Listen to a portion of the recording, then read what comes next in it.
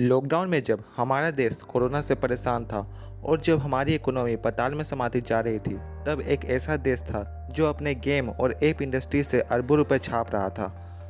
World trade organisation की शर्तों के अनुसार कोई भी सदस्य देश जानबूझकर किसी भी देश को, चाहे उस देश के साथ आपसी झगड़ा ही क्यों ना हो, बैन लगाकर प्रोडक्ट के एक्सपोर्ट को नहीं रोक सकते।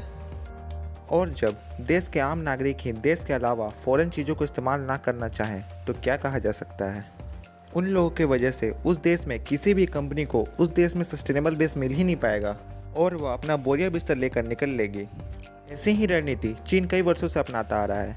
वह दुनिया में अपने प्रोडक्ट तो आसानी से बेच देता है, मगर खुद चीन के लोग दूसरे देशों के प्रोडक्ट को कभी स्वीकार नहीं करते। और जब चीन के लोग ऐसा कर सकते हैं, तो क्या हम भारतीयों में राष्ट्र प्रेम की कमी रह गई है? अगर नहीं, तो आइए हमारे साथ एक मिशन को अंजाम देते हैं। एक छोटी सी शुरुआत करते हैं उस दिशा में जिस दिशा में भारत का सुनहरा भविष्य देखा जा सकता है। तो दोस्तों, आप सभी को मेरा नमस्कार। दोस्तों, मैंने काफ़ी मेहनत कर चीन में बनी और चीनी टेक कंपनियों द्वारा बनाई गई बहुत सारी पॉपुलर ऐप्स की लिस्ट तैयार की है। इसके लिए मैंने प्ले स्टोर पर टॉप फ्री, ट्रेंडिंग और टॉप ग्रोसिंग लिस्ट को खंगाला है। फिर इसके फाउंडर, डेवलपर और पब्लिशर के आधार पर चाइनीज ऐप्स को आइडेंटिफाई किया है। और आज मैं आपको एप्लीकेशन और गेम्स की दुनिया की ऐसी राज की बात बताऊंगा जिसको सुनने के बाद आप चीन से और ज़्यादा नफरत करने लगेंगे। मैंने अपना काम तो कर दिया है वीडियो बनाकर, अब आपकी जिम्मेदारी बनती है कि इस वीडियो को हर भारतीय के पास पहुंचाए। इसके लिए इस वीडियो को जमकर शेयर कीजिएगा और हमारे चैनल को सब्सक्राइब करना ना भूलें।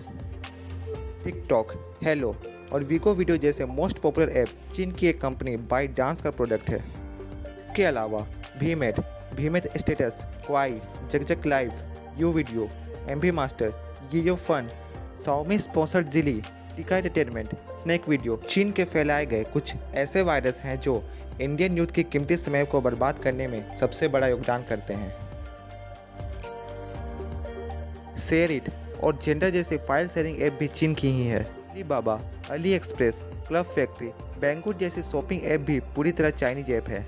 MI browser, WeChat, mint browser, MI credit, MI remote, UC browser, UC news, UC mini, UC cricket, news dog, video editor and video maker, parallel space, video show, video editor, screen recorder, V recorder, beauty plus, sweet selfie, U dictionary, app lock, लो PS office, all downloader 2019, turbo VPN, family locator, viva cut, screen recorder, collage maker, photo editor, story maker, file sharing app जैसे popular trending app भी जिसे हम भारतीयों ने sir आंखों पर बिठाया है, वह चीनी एप्लीकेशंस हैं।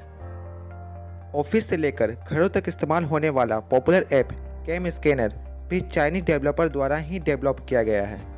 इसका मतलब यह होता है कि आपके डॉक्यूमेंट्स पर भी चीन की नज़र है। KK live, MiMi live, FancyU, glamour live, LivU, पेरा यू, टेंटेन जैसे ऐप भी चीनी डेवलपर द्वारा ही तैयार की गई है। और तो और जैसे स्ट्रीम कर, तुम मिले जैसे ऐप भी चीनी डेवलपर द्वारा ही तैयार किए गए हैं। जिनके नाम सुनने में तो भारतीय लगते हैं, लेकिन है वह चीन के प्रोडक्ट। लगभग 500 ऐप खंगालने के बाद हमें यह पता चला कि टॉप ऐप्स की दुनिया में 4 ही देशों का दबदबा है: चाइना, अमेरिका, भारत और सिंगापुर। और तो और 40 से 50% ऐप्स चीन से संबंध रखते हैं। जिस तरह भारत का मार्केट चाइनीज प्रोडक्ट से भरा पड़ा है, उसी प्रकार प्ले स्टोर भी चाइनीज ऐप से भरा पड़ा है। दोस्तों, कुछ लोगों का कहना है कि शेयर चैट इंडियन ऐप है, तो भाई मैं उन लोगों से कहना चाहता हूं कि ऐप्स के नाम में मेड इन इंडिया जोड़ देने से वह ऐप मेड इन इंडिया नहीं हो जाता। शेयर इट का मेजॉरिटी फंड शाओमी और उसकी सिस्टर कंपनी सुनवेई कंपनी से आता है। ऑब्वियस है कि उससे होने वाली कमाई चीन को ही जाएगी। हम लोग इस बात को कुछ अलग तरीके से समझ सकते हैं, जैसे कि फ्लिपकार्ट के फाउंडर सचिन बंसल भारत के हैं, मगर फ्लिपकार्ट कंपनी को अमेरिका की वॉलमार्ट कंपनी ने खरीद लिया है। मतलब कि सारा मुनाफा वॉलमार्ट को जाता है।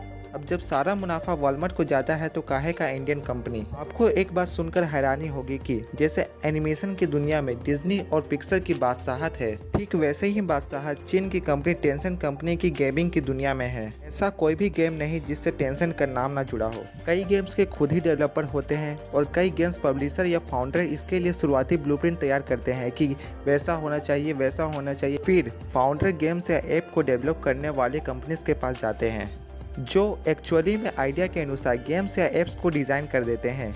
ऐसा ज़रूरी बिल्कुल नहीं कि फाउंडर के पास इतना पैसा हो कि वह गेम को डेवलप कर ले। ऐसे में पब्लिशर्स का रोल आता है, जो गेम के डेवलपमेंट के लिए फंडिंग उपलब्ध करवाते हैं और इसके मार्केटिंग, पब्लिशिंग और एडवर्टाइजिंग करवाने में भी अहम रोल अदा करते हैं। चीन की कंपनी टेंसेंट इन तीनों कामों में माहिर है और जो छोटे मोटे डेवलपर होते हैं जो सफलता की बुलंदियों पर होते हैं, उन्हें वह एक्वायर कर लेती है या पैसों के दम पर खरीद लेती है। चीन की चाल को आप ऐसे समझ सकते हैं जैसे carrom pool, mini militia, eight ball pool, archery king, rail rush, golf battle plague, flip master जैसी डेवलपमेंट के पीछे स्विट्जरलैंड की कंपनी मिनी क्लिप का हाथ था, लेकिन 2005 में इसे टेंसेंट ने खरीद लिया। पबजी, कॉल ऑफ ड्यूटी और फोर्टनाइट की पब्लिशर टेंसेंट ही है। इसका मतलब इन गेमों की फंडिंग चीन ही जाती है, जैसे कि mafia guns, guns of glory, rise of kingdom, king of Avalon, clash of kings, games of Sultan जैसे हजारों गेम्स विश्व के दूसरे देशों से चीन पैसा लाने का काम करती हैं और चीन हमारे ही पैसों पे फल फूल रहा है। आज हमें ज़रूरत है कि हम चाइना के प्रोडक्ट्स का बहिष्कार करें। दोस्तों, आज के वीडियो में बस इतना ही। हमारी अगली वीडियो है स्वदेशी और विदेशी ब्रांड्स पर। नोटिफिकेशन पाने के लिए सब्सक्राइब कर बेल आइकन को जरूर